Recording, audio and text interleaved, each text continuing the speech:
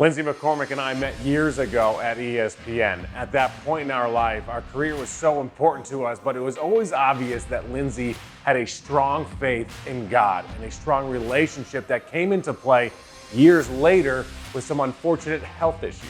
I got hit with what I thought was like the worst flu of my life.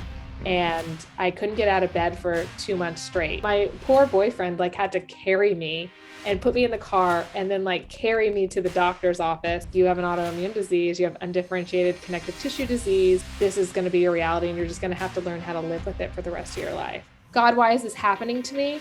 And the other part is God, you've gotten me through everything in my life. Who am I not to trust you? And God, is this part of your plan? And it starts to get terrifying. It was the one time in my life where I felt like God really stripped me down and said to me, all you really need is me.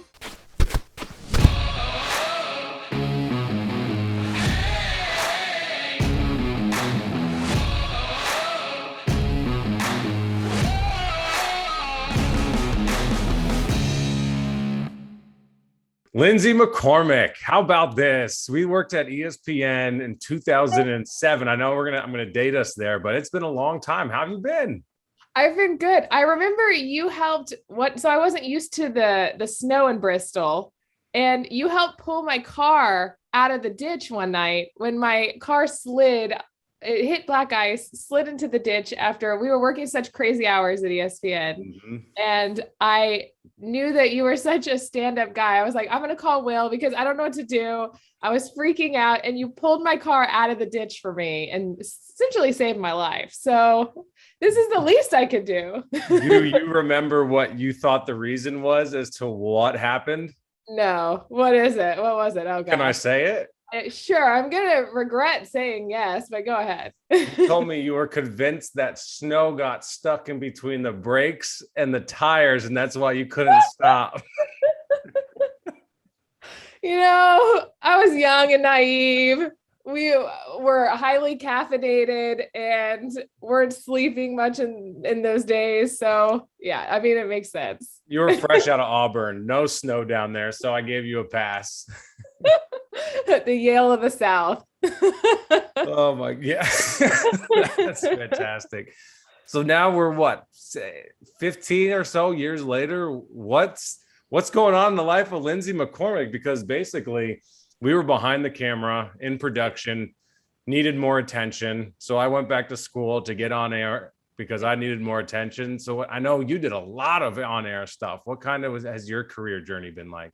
So after ESPN, I had done some on-camera work in college at Auburn and had done some sideline reporting and worked for the local news station. And so I went back to Auburn when our internship and you were a production assistant, that time ended. And I put together a demo reel and somehow it got passed around ESPN, the lower basement area, which was ESPN, ESPN.com. And they brought me in for a green screen test. They were launching a show called Streak for the Cash. I remember this. You did this with Molly Kiram, didn't you? Yep. Molly Kiram and Jenny Dell. Oh my gosh. The three of us rotated. It was my first experience of not only being on camera in that capacity, but seeing the World Wide Web and the commenters, the comment section. That was a real wake-up call. But I feel like that prepared me for the rest of my career, because after reading some of the comments in the comment section, you never cared what anyone thought of you. Do you remember some of the comments? Did it pain you to talk about it, or was someone funny? I think they're all hilarious, but they were just, I can't even say the stuff that people had the audacity to write for Molly Kiram, for myself, or for Jenny Dell. It was everything was a looks-based comment. Of course. And they were always comparing the three of us. I'm like, we look completely different. How can you compare us? And it was oh, we miss Jenny. She is has bigger boobs. We miss Molly. And it didn't matter who was on camera. That was, I think, the lesson in all of it. Somebody was always going to find something negative to say, but you had to find the humor in it, or else you were just going to quit. It was funny. I remember you guys getting that opportunity. And at that point, I wasn't the most mature. And I'd being of course, being a guy, I get none of this opportunity and hadn't watched you guys. But now looking back, and I was in the heart of hearts, I was happy for all three of you. But when you're going through that, what's that like mentally in the moment? I mean, were you strong in your faith at that point? Did it play a role in, being told whatever on by internet trolls? Um, I think well, my faith definitely played a role. There have been times where, so as of late, I feel like my faith is stronger than ever because of some of the health stuff. You know what? I take that back. I would say, well, yeah, no, my faith is definitely strong now, but at that time it was just as strong because I really had to rely on God and as you know, in this profession to carry me over to the next job. And I had no idea when the next opportunity would be. And so that really solidified my faith, was having to be reliant on him for jobs and provisions. And just I had to really like be in constant communication with God to know, to trust where he was going to take me. And it blows my mind that my parents were so supportive and on this journey as well, and just trusted that what God had in store for me, because I kept moving from cross country. Like I would go from Bristol to what was after Bristol? Oh, Portland, Oregon. And then from Portland back to New York City, and then from New York City to LA. And my parents were just like, yep, this is what God has planned for you. And I'm like, really? You guys have that strong a faith that you're just like, sure, honey, pack up and leave. I mean, okay, so you're going to Portland and New York to LA. Here I am going to Fargo to Toledo to Wichita, now finally to Charlotte. So I'm not going to sit here and exactly have the most, sympathy for you. I will say there are definitely different challenges being a man versus being a woman in the industry. Like the men, I really do feel for, because you have to be either a writer or a former athlete, or else like there's no way to break into this industry. It is so hard, and you have to know the ins and outs of the games. Whereas women, the dilemma is a little bit different. Men, especially several years ago, men just expected like, oh, she doesn't know what she's talking about. Yeah. And looks played a really large role. Whereas now they still play a large role, but it's kind of like you still have to be on your A game, but you see women that have already kind of shattered those glass ceilings, and men realize, okay, there are women that understand the game. And you see now women that are calling games and are doing color commentary. And the past year has been crazy to see all these milestones for women in the industry. I want to go back to I don't want to harp on this, but the part of this podcast and A Relatable Journey is I want someone to be able to get some help from it. So when you're getting those negative comments, what's your advice to other females that are kind of getting that, even guys too, that are getting just ripped apart to shreds? Because I've worked with people that have also got ripped to shreds, and they're like, this just ain't for me. I'm out of here. Like, this a different career path for me now. I think you just have to view it as someone is always going to be able to find someone on anyone, even who's Audrey Hepburn, who in my mind is one of the most beautiful women of all time. Like someone at some point had something negative to say about Audrey Hepburn. And for me, I almost had to view it as a compliment. If all you could say about my broadcast or my online show was that my teeth looked like a horse or something. Like if that was the one thing that you could come up with, and clearly you remember that one. I mean, there were wild ones that I can't say. I was trying to find a PG one. Oh gosh. Could you imagine being that person though, that goes online and just rips someone apart? Where's the win? Like if you're a criminal, you steal something to get money. Where's the win when you hit enter on that? Or where's the victory? Well, I had to tell myself that that person it's more about them than me. Yeah. They're clearly going through something and are feeling insecure in some way, and that they're finding someone to take it out on. And so I just never took that stuff to heart. And I think part of that also had to do with like being teased growing up and kind of developing a thick skin back then. And so when I got to this industry, I was like, oh, I didn't know that. I didn't know. I was actually just kind of shocked how bold people were with the internet, but you can hide behind an avatar. In terms of not taking the negative stuff to heart, I always took it as a compliment that if you can't criticize my broadcast, then and all you can find to criticize is the easy route, which is someone's physical appearance, then it says more about them than you.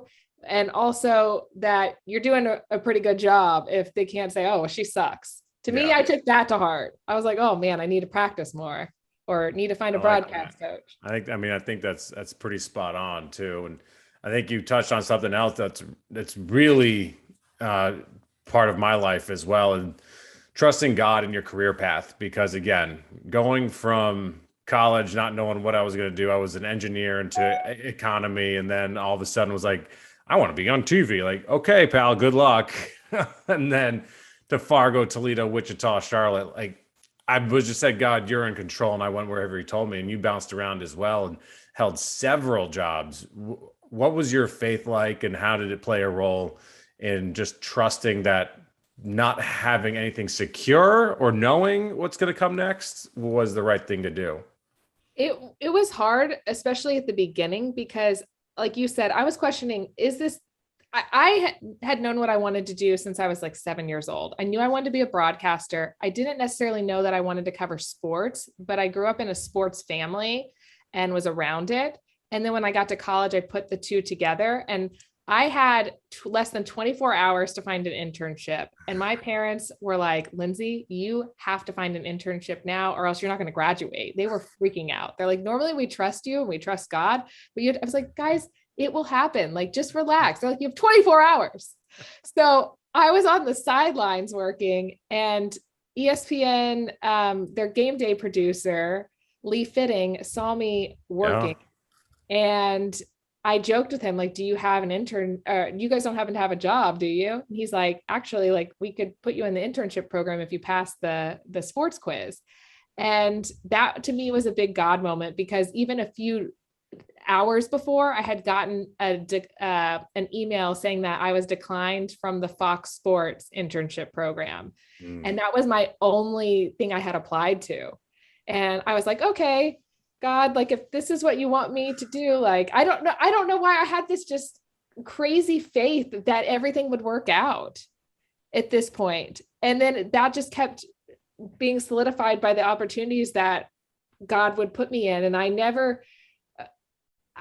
don't know why I was so like naive in a good way in my faith back then, that I was just like, yeah, let me pack up and leave and trust that it's going to work out. And then the more that you see that God's faithful, the easier it becomes too. I mean, I think you have to, so you pray, you seek, and then you find. And so many people don't want to do the seeking. They just want to pray and, like, rub that genie in a bottle, if you will. And then voila, here I am. But there's a lot of work that you have to do, and you have to show faith and take that first step. God will reward you when you take that first step, when you're unsure of what's going to come next. And so when you asked Lee, hey, you got anything? That was the seeking part. Yeah. I think the hardest time at the beginning of my career to really, though, take that first step and trust that God had plans was then this goes back to being a female, and maybe this also applies to men, but I would develop these relationships and start dating someone that I thought, oh, this person is for me. And then then God would move me and would give me another job somewhere else. Oh, no, that's with everybody. I can attest to that. I can tell you I've dated people I don't need to be there. And God's like, I got to get them out of the city, huh? I need to get them out now. Yep. And it's like, do I stay? Do I go? Like, you can tell what's so evidently, like, there's some doors that open out of nowhere and it's a God wink. Is you 100%. And then there's other things that you're questioning. And I found that if I was questioning it, then it probably wasn't for God, because it would get louder and louder. His answer would get louder and louder for me as I would start to like lean into it. And I was like, this is definitely a God thing. 100%. My contract came up in Wichita and I loved working at KWCH, but then we got bought out by a different ownership group and they started kind of redeveloping the newsroom. And they said, if you wanted to stay on, probably do a little bit of news, you'll be in sports still. I said, honestly, I'm starting to tread water in this market. There's not a lot left for me to do at this point. I'm good. And I told my news director, she like delivered me the news. And I said to Kim, Kim, it's okay. Like, don't worry about it. She's like, I'm so sorry. And I'm like, Kim, like, it is completely fine. Do not beat yourself up about this. Like, this is good. This is great news. And I just didn't resign and I didn't have a job. And people were like, so you're not going to go anywhere. You don't have a work. You don't have a job. Are you nuts? And I'm like, I remember saying to somebody, and I don't want to throw them under the bus. I was like, I just have a strong faith and like, God's got me. And they looked at me like I got 4 heads. Like, what is wrong with you? And I'm like, I'm telling you, it's going to be okay. And lo and behold, the only sports opening that was, above Wichita was in Charlotte. And long story short, ended up getting it 3 months after my brother just moved here from the city. Wow. So it was just like, it was one of those moments where God was like, there's a door. And I took that step first of saying, I trust you, God. You're telling me to get out of here. I can feel it. I know it in my heart of hearts, because I know when I've outgrown a spot. Yeah. And now I'm in a place where I've never been happier. So I think that's spot on. Also the audition process, like when you're in between jobs and you're going in for those auditions, there were some jobs where I was overly credible for, like, oh, I'll never forget this Miami Dolphins job. I think it was the job I wanted most in life. I wanted to be the sideline reporter for the Miami Dolphins. And it was down to myself. It was down to me and one other guy. And the guy had connections, was in Miami. But when I tell you I went into that interview over prepared, I met one of the wide receivers on the plane to my audition, asked them for their playbook, and studied and memorized every single play in that playbook, to where I got in there and they let the other candidates sit in on my interview. It was my agent, me. I've never had another interview like this. So I don't know why. So bizarre. My agent was sitting next to me. The other candidate was in the room. And then the guy doing the hiring was there. And when I tell you, I've never felt more prepared for an interview. I nailed that interview. I did not get the job. Then there were jobs where I could not have been the least like right for this job, and I got it. And I'm not going to say what jobs those were because I worked them. Suckers. But it's like, you never know. We try to plan what's that saying? We plan our lives and then God laughs. It's 100%. I remember, I think we talked about that ESPN, or I feel like I remember that there, because when I was looking for what to do, I was like, I'm never going to do this, this, and this. Well, I've done this, this, and this. I'm like, all right, well, I'm done planning. I'm finished. And I always say, the tighter you grip that wheel, the more you're going to wreck. And when you just take your hands off the wheel and God's in control, you're good. You've had a lot of kind of gigs, if you will, between now and ESPN. What have been some of your favorite ones? Ooh, the Sunday Night Football job was amazing. What was that exactly? Because I remember seeing so much about it, but not understanding it entirely, because I don't think I was in the job yet. I still don't understand it looking back. And I don't think the people that hired me really understood it either. It was the social media host. So my job was, they were launching this huge campaign around the Sunday Night Football bus. And I kind of had a little bit of a phobia around flying. And so this job was the perfect job for me. I was like, oh, I can live on a bus. So I had to live on the Sunday Night Football bus. We traveled from game to game. They told me, they're like, we're not really sure what your job entails. We want you to do like some of the pregame show stuff for NBC and Sunday Night Football. We want you to host all the SundayNightFootball.com stuff. And we want you to also manage the social media accounts. And it's looking back, it's like 5 jobs in one, but they at the time, like, they didn't know they didn't want to pay somebody to handle just social media. So not back then. And then we also had fans of the week. So each week we would have 4 super fans that we would pick, and they would come and stay on the bus for the weekend and would do fun activities. And I had to coordinate all of that as well. So I was like a PR And planner. this was your favorite job? It was, because it was an experience, and I got to work with these amazing people. Our bus driver was the best. I just really loved the people I got to work with. And the fans of the week started to create a little community, and they would come travel to the games. So like the 4 fans from the week before would then all come and like follow the bus to different locations. So we developed this really cool community. And it, as you know, every job is really about the people you work with. So the people either make it or break it. I mean, it could be the best job in the world and you're working with some really terrible people and it's not a good job. Good So heavens. that, and then, oh gosh, I hosted the dog show, the national dog show for, what was it, the Eukanuba AKC national championship for Lifetime. Naturally. And my producers made that experience so funny. It's the coolest dogs and the weirdest people.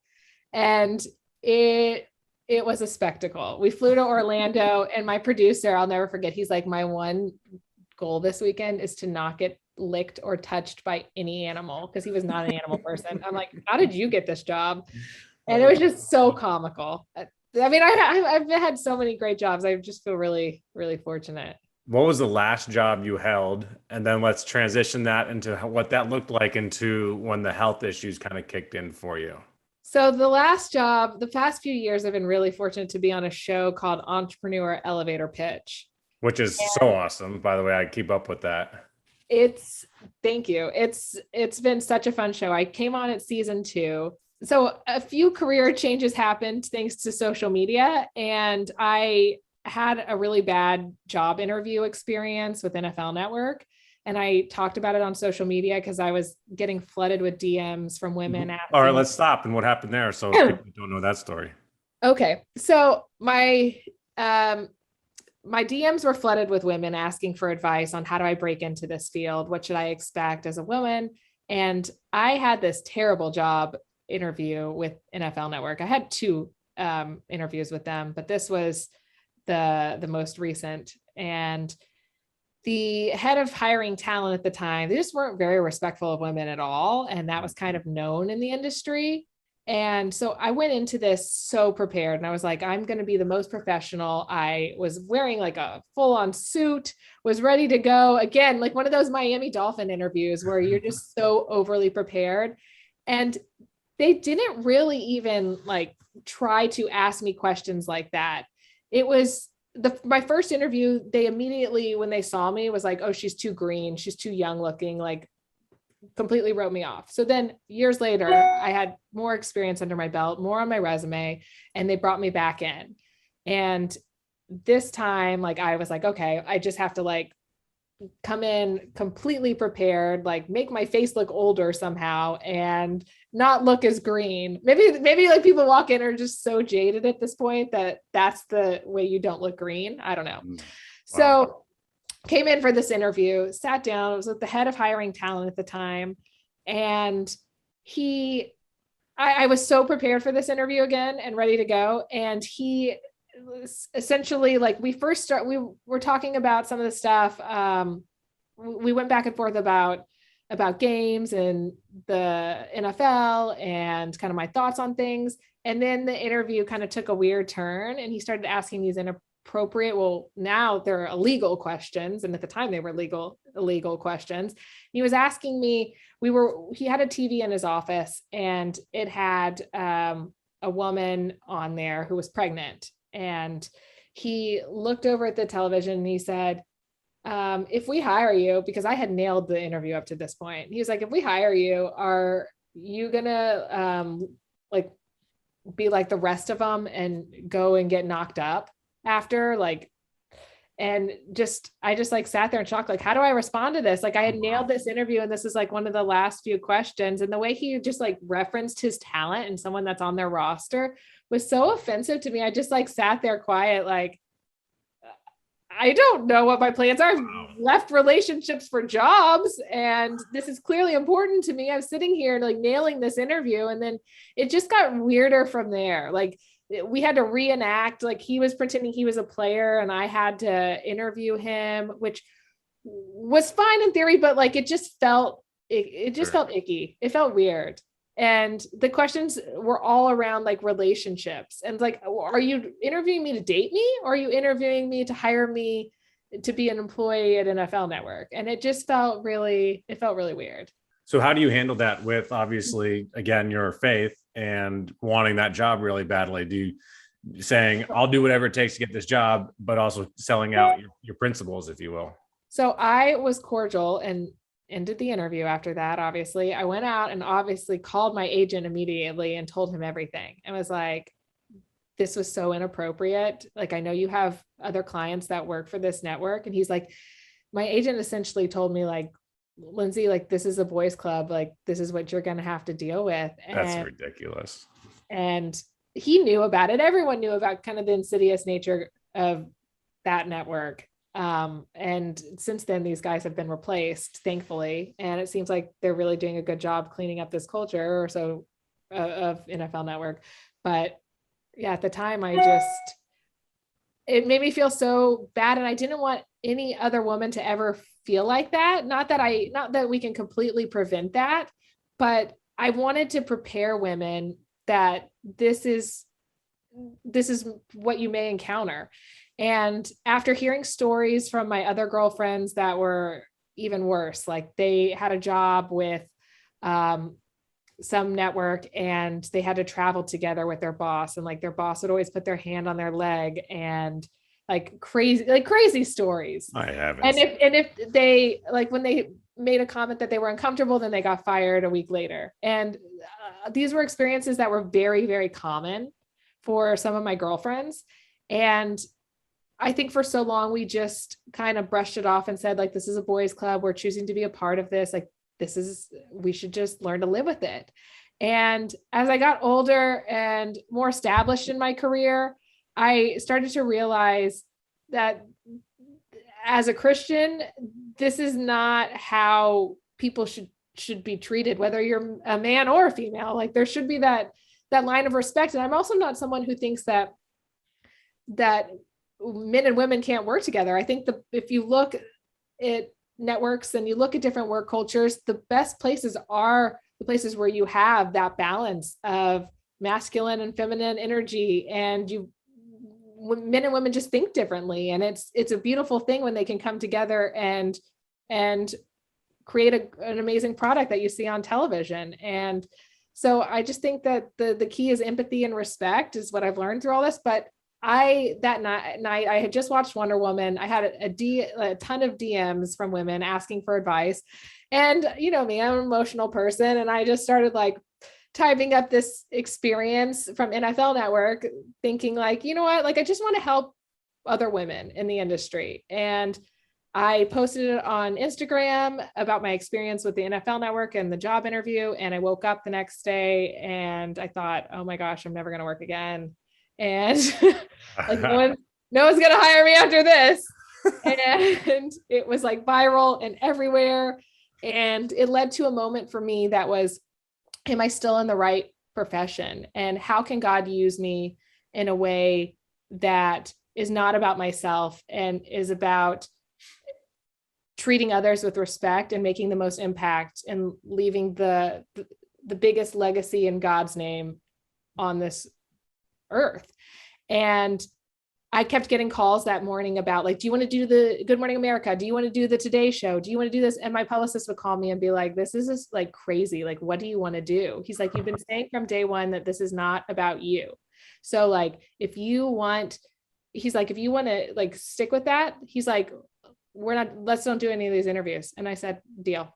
Like, this isn't about me, because then it becomes about the girl who like, oh, poor me. Like, I had a bad experience. And it's not about the treating one another with respect. And that was kind of the message I wanted to get across. And so we decided I said, okay, I will write an op-ed, because we kept getting flooded with all these requests to talk. And I knew that people just wanted, because we've worked in the media for a long time. We know how the media spins things. Sure. We know they wanted a name. And everyone in the industry knew the name, because I was getting DMs like, oh yeah, I've had an experience with that guy. And so I didn't want to make it about that man, because I wanted women to be able to relate to it. And Sure. it wasn't about just like, this guy had already lost his job. So it had nothing to do with like that. It had everything to do with just me showing that this is a situation that could happen. And I wanted women to be able to relate to it. Mhm. And so I didn't do any interviews, and we decided instead to write an op-ed. But I didn't want my words edited whatsoever. I wanted to like, because I knew that they would put a liberal spin on it. Mhm. And I didn't want that. And so Newsweek agreed we had like 4 different outlets we were trying to decide between. And Newsweek was like, we'll print it as is. And I was like, done. So I wrote this op-ed because I was getting flooded with feminists saying I wasn't feminist enough, or I wasn't X enough. And I said, this isn't about like being a feminist. Exhausting. I said, I'm not a feminist. Like, I don't care about, everyone is, but you know what I mean? Like, that was the purpose. And so the purpose was to just show what I've learned from my dad is someone who's a big role model in my life. He's had dozens of successful companies throughout his career and is the true definition of an entrepreneur. And I've watched him since I was little. He would wake up at 3:00 in the morning, go to work. It's probably why I have like this outrageous idea that I don't need to sleep in life, and led to later on having health issues. But I watched my dad have these successful and create these successful companies where men and women work together seamlessly and created a beautiful product. And I learned from that. And that was essentially the gist of the op-ed I wrote for Newsweek. And then that was the end of that. And then I was getting random requests to do have different jobs. And the one that then I had like a moment where it was like, okay, God. So you know what's really interesting to me is that you stuck to your truth on that. You didn't make it about yourself. You stuck to your Christian values, and again, didn't make it about yourself in order to get something out of it. And I think God really blessed you with a lot of opportunities because again, you didn't make it bigger than it was. You didn't make it smaller than it was. You just hear the facts, and that's it. And I think God blessed you because of that. And today's so many situations like this, it's almost like people add lies to it to make it bigger when you don't need to. And I think your truth and the truth stood. I also felt like I was protected by him. Like anytime you're in the media, you're going to have equal hate and equal love. And it felt like God had protected me because this was according to his plan for my life. And I wanted to honor that this at the end of the day, it's about him and not me. Like, I don't care what I get out of this or how famous I could become from this. Like, who cares? Everything is fleeting and everything ends. But what doesn't is the way you make people feel individually, I'm learning. And if you're a good representative of him. So that to me was what I was trying to maintain at all costs. And when you were going through that, did you ever get angry or upset with God during it at all? I know it's tough to right now, like the overarching, like worked out, 2 thumbs up. Was there a point during like, why me? Why am I have to go through this? No, because I felt grateful that I was so protective. I mean, when even Barstool Sports like has your back, that God's involved somehow, because there's certain. Don't say that. Dave's gonna hear this. Yep, we're God. I'm God.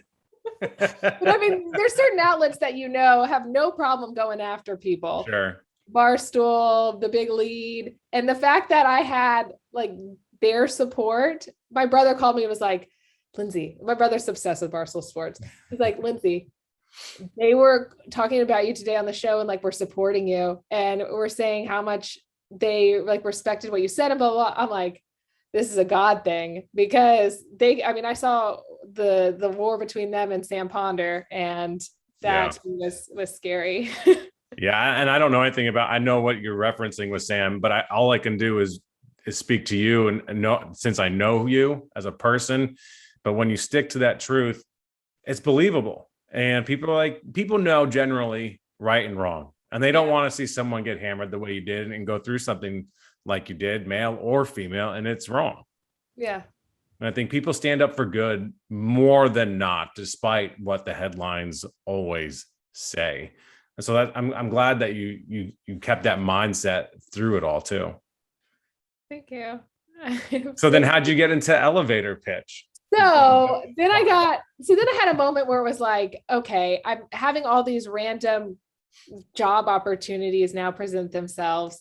And what brings meaning to my life? Like, what do I truly want to do now? I had gotten to a place where I felt established enough in my career that I could pick and choose. I had made enough money that I didn't have to rely on a paycheck anymore. And it was like, what am I truly passionate about? And am I in this industry just because I have the sports broadcasting world, because that's what I've always known and that's what I built a career in? Or am I in this because I'm still passionate about sports? Sure. And I kept thinking about this, and I got a call from, I met Dave Metzler, who was on elevator pitch with me, and he introduced me to my boss, Bill Shaw, who's over Entrepreneur Media. And he said, we are doing a season that is combining sports and entrepreneurship. And we're going to have Rashad Jennings on as a judge. And there's this crossover between sports and entrepreneurship. And I had just started like a year or two ago, or a year or two before this, investing in different tech companies, augmented reality, and starting to kind of put away savings and figure out like what the rest of my life looked like. And I said, oh, this is perfect. It kind of combines everything that I love. And I went on for a season, and I guess I did a decent enough job that they brought me back, and I stayed on for the next, season 2 through 6. And then we got renewed for 2 more seasons, and quarantine happened. So we had to shut down production. So this is about the time where everything's going well for you. God has given you the job that he seemingly wanted you to really have. After going through everything, he opened up that door, and then you're struck with a health crisis. So my health had been declining for 2 to 3 years. I was getting these random, at the time I didn't know it was a flare up. I thought it was just the flu. And so I would be in bed for like 2 weeks, and then they would call me and be like, hey, can you come work the Super Bowl?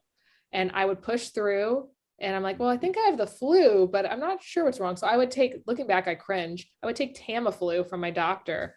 And then I'm like, that's not good for an autoimmune flare up. But at the time I didn't know what was wrong. And so I would take Tamiflu, get on a plane, go work the Super Bowl, not sleep for a week, and then like come back. And I'm like, okay, I'll rest now. Of course, we know that like you can't just work yourself into the ground and then rest for 2 days and then you'll be fine. And the stress of the job, and I just kept getting worse and worse and worse. And finally I got to a place where it was a month before. I was still working. I was still doing the elevator pitch show. And a month before quarantine, I got hit with what I thought was like the worst flu of my life. And I couldn't get out of bed for 2 months straight. And I was doing the podcast with Podcast One called The Next 10. And I also had elevator pitch. And I kept telling my bosses, like, guys, I'm so contagious. Like I've got 100 and something fever. I can't get out of bed. I've had this for now like 12 days. Like, I don't know. And my fevers kept going, and it kept getting bad. And I could barely make it to the doctor. I was so weak. And my poor boyfriend like had to carry me and put me in the car and then like carry me to the doctor's office. And he's like, it was terrifying. And finally I had a great doctor at Cedars-Sinai who said, like, you have an autoimmune disease, you have undifferentiated connective tissue disease, and your body's just attacking your tissues.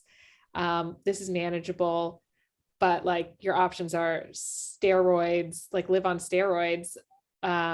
There are some other alternative treatments, but like, this is going to be your reality, and you're just going to have to learn how to live with it for the rest of your life. And to me, I didn't like the sound of that, but also something in my gut. And now I feel like it was God talking to me. I think it's a combination of like learning to finally listen to my body, and also like having God intervene and put certain people in my life that stopped me. I don't know why, but I finally got to where I kept pushing off the decision to take steroids. Because I'm like, I need to gather more information. I need more information. I don't want to just rush into something. And around the same time, we were all locking down. I got the diagnosis, and then like a few weeks later, everyone was in lockdown. And I was like, okay, this is time. I don't have to keep telling my boss I can't show up, thankfully. I don't have to, like, I thought I was going to lose all my jobs. I'm like, I'm never going to work again. Like, I can't even get off the couch. And then everyone was stuck on their couch. And I was like, this is the silver lining for me, is that Right. I don't have to quit. I can be on my couch with everyone. And I had a doctor. I went to a doctor's appointment right as like the week after we had locked down, which was slightly terrifying leaving my house, but I knew I had to. And my doctor stepped in, my gynecologist, and she said, don't take those steroids. She's like, don't do it. She's like, I just like, don't take it. And I don't want to get into medical advice, but so I was like, okay, I'm going to look for other alternatives. And I went on Amazon and ordered every book I could on inflammation and inflammation diseases and autoimmune diseases, and started researching. And there was this author that was a functional medicine doctor for this book I was reading. I was like, this guy gets it. He gets that there's like food and it's more about lifestyle and supplements. And I messaged him and was like, this book is changing my life. I'm reading it. And he was like, I can treat you. Wow. So this is the seeking part. What do your prayers look like during all of this? So at the beginning, I think they were more frantic. I was just constant. I think so. Which is okay. I feel like I'm all over the place emotionally during this time. Like, part of it is like, God, why is this happening to me? And the other part is like, God, you've gotten me through everything in my life. Who am I not to trust you? And then part of this is like, but I need a really loud and clear answer as to what to do. And it's also hard when you're taking someone else on this journey with you too, and a partner, and we're locked down together, and he's seen the last few years, just like my health tank. And it's like, really, it's hard. You almost feel helpless as a human being, as watching someone you care about just like go downhill. Yeah. So how did you get off the one balance beam, if you will, of why me, to you've gotten me through everything, I trust you? Well, it was like, or did you? It was, they were happening at the same time. Yeah. Which in the Bible, I told myself, this is okay that you're thinking this, because there have been people in the Bible who have had that. I mean, in the same like song, they're questioning God, but then praising him. And so it's okay to have those different emotions. And I will never forget, I knew this doctor immediately. I kept just praying, though, give me an answer, because I didn't have an answer as to what I needed to do. And I met with this doctor who was a functional medicine doctor, who was the author of this book that I was reading. And he was like, I can take you on as a patient. And I was like, okay. But I still was like researching and trying to get all the facts, and then was just hoping God would like highlight one of them for me. And he said to me, I had my first meeting with them and on telehealth, and he said, we pray over the doctor, right? Yeah. Okay. You didn't have a meeting with God on telehealth. Okay. No. That'd be pretty wild, but with the doctor and his staff. And I got that like highlight from God when this guy didn't even know I was a Christian. And he said to me, he was like, you go to that Wednesday night Bible study, don't you? He's like, because you're friends with some of the people we know. And I said, oh yeah. And he's like, by the way, like, we start every morning praying over our patients and their cases. And because we see a lot of like autoimmune cases that are similar to yours. And like, this is our bread and butter. Wow. And when he said that to me, that was like the star I was looking for from God, that like highlight, this is what you're supposed to do. Whoo! And wow. I thought, this is it. And that was crystal clear for me. And at this point I had nothing to lose. I was like, okay, if it doesn't work, I'll go the traditional medicine route and just pray that the wheels don't fall off. But it was also terrifying because as a society as a whole, we don't know much about autoimmune. I had heard about MS and lupus And I had a general idea of what they were, thanks to like Selena Gomez and Selma Blair. But I didn't really know what it was to have an autoimmune disease, and like your immune system's compromised and confused and like attacking different parts of your body. And then based on what parts of your body it's attacking, that's what your diagnosis is. So like lupus, it's attacking the kidneys. MS, it's attacking like the spinal cord and brain. And it's like, I had no idea. So I didn't know if I just changed certain things and not lived on medication, like if I would just tank and end up in the hospital. I had no idea. And things started to get better as I worked with this doctor, and they put me on this crazy diet, which I don't even know if I should talk about again, because I don't want to like tell people this is the answer. But for me, it worked really well, and things started getting better. But then, and I'm like, God, this is it. This is the path. I'm not going to live with this forever. Like, you're going to heal my body. And then we're still in quarantine. So like, I don't have to work, thankfully, during this time. We're all locked down still. And I'm now having access to these doctors I normally wouldn't have access to, thanks to the quarantine. And so I'm trying to like look at this from a place of gratefulness. Like, I have a diagnosis now. My significant other doesn't think I'm crazy because now I have a diagnosis, which a lot of people, that's the struggle for them, especially autoimmune specifically affects women. I think 90% of cases are women. And so it's really difficult to get a diagnosis. Like, for example, for Addison's disease, you have to have 3/4 of your adrenal glands completely destroyed to get the diagnosis of Addison's disease. But most people typically start feeling symptoms 1 to 10 years before they even get a diagnosis. So these poor people are like feeling crazy, like I was feeling, and not knowing what's happening and feeling miserable. And I got that diagnosis, and it was kind of, in one sense, it felt like it was overwhelming, because part of me just finally got an answer, and that I was grateful for that. And I had an opportunity to see these doctors I normally wouldn't. And then the other part of me was like, man, am I going to have to live with this for the rest of my life? And that's, so it really hit me. And one of my friends at the time said, Lindsay, you just need to read the book of Job, because I felt like everything was being taken away from me. I felt like my health was being taken away from me. I felt like my career, I didn't know how long quarantine would go on. And I thought, well, hopefully it'll go on for like the next 5 years, because then I can figure this out. And then thankfully though, because people were losing their jobs and it was scary and it was a terrible time for everyone. But it was the one time in my life where I didn't have to tell my boss, I can't show up. Yeah. And eventually, so just as I felt like I had a handle on everything and everything was under control and I'm feeling good and I'm starting to be able to go for these socially distanced walks and start to work out again and like get out of bed and do my laundry and like little things I wasn't grateful for before. Like, who's grateful for doing their laundry and their dishes? I was just so thankful to have that part of my life back. And then I get hit with a 3-strand E. coli infection from takeout. Oh my gosh. So immediately, like within a week, I was sick for a week straight. And I'm like, what is happening to me? End up in the hospital during the middle of the pandemic, which is slightly terrifying. But Cedars-Sinai did a really great job of separating everyone and making everyone feel safe. And then I'm like, okay, they're like, yeah, you just have this 3-strand E. coli infection, like you're severely dehydrated. And then it started leading to heart issues. And so I had to wear a heart monitor. And then I went back to Cedars-Sinai 3 times in that month. And that was like at the height of the pandemic during Christmas and this time last year.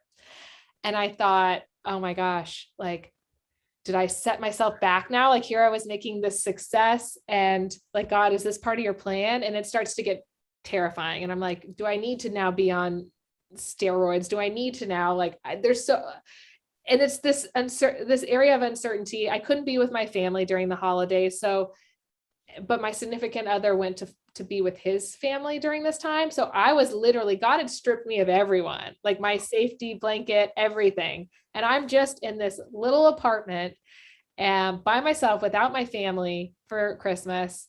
Oh, it's going to make me emotional. And was the one time in my life where I felt like God really stripped me down and said to me, like, all you really need is me. And I'm here for you, and I'm going to protect you, and I want you. And there was a sermon I was listening to, and it was talking about praising God during like the deepest, darkest time. And something about like your faith will never be as strong and you'll never be as close to God as when you're in the like deepest, darkest waters. And if you can praise God during that time, like he can work miracles. And so I just like got on my knees and like put my hands in the air and started praising God, even though this was a time in my life where I didn't even know if I was going to survive. I really didn't. I thought like God could just kill me here and this would be it. I couldn't even get into the hospital, and I was having like tachycardia issues and heart problems. And because our hospitals were so overloaded at Christmas, and I think we were the height of the pandemic in LA. We were like the epicenter, and it was terrifying. And thankfully my doctors were on the phone with me, sitting there, like helping me manage this, because I couldn't get into the hospital, even if I was like having a heart attack. And it was like God's way of showing me, looking back, that if you will praise me during this time when you think that you have nothing, that I will bless you and I will provide miracles. And fast forward, this is like the longest story ever. I continued to get better and better, and got to a place where my functional medicine doctor did labs and got down to the bottom of it. And I found out yesterday that it's in remission. And it's like, how awesome is, I mean, that's such an emotional roller coaster. Like I got chills listening to you talk about it. It's so powerful. And it's just so amazing to hear you keep your faith through all of it. It's the most important thing you could possibly do. And God tells us we don't know how strong and how important and how powerful God is until it's all we have, because we use so much stuff around us to prop us up, whether it's on social media, getting the like, or it's the kiss from your wife or your husband or from your kids, and all that's important. All that has its place. But when you lose all of it, because we will lose all of it eventually, they'll die or we will die or something will go awry. The one thing that you could never take away from anybody ever, even if you throw them in a prison cell in any country, is their faith. You literally cannot take it away. And to hear you praise God when you're going through that alone, literally in your small apartment, is like the most powerful thing I've ever heard on this podcast. I just kept rereading that scripture, or the whole story of Job, where at the end, and there's this phrase, and I actually went back yesterday. It was like searching for it again because I couldn't find it anymore. And now I'm going to have to go back after this and find it. And it was at the end, and it was like, and I kept reading this scripture to myself at the beginning of the health journey and like the middle of the health journey. And when it was getting really bad, and it was like the end of the story of Job, where God blesses him. And it's like, I will make my people God strong. And I just kept thinking, like, when I was praising God during the darkest time, like, God's going to make me God strong. And I just have to like keep believing that. And crazy. And now God's using you, and God uses all of our negatives and all the bads for good. It doesn't mean everything that he doesn't want all of this to happen to us necessarily. He doesn't want a child to die in a drunk driving accident, but he can use bad for good. And now he's using you to help others in their struggles. And it's just so awesome. So with that, I ask you, what do you want people to take away from your journey?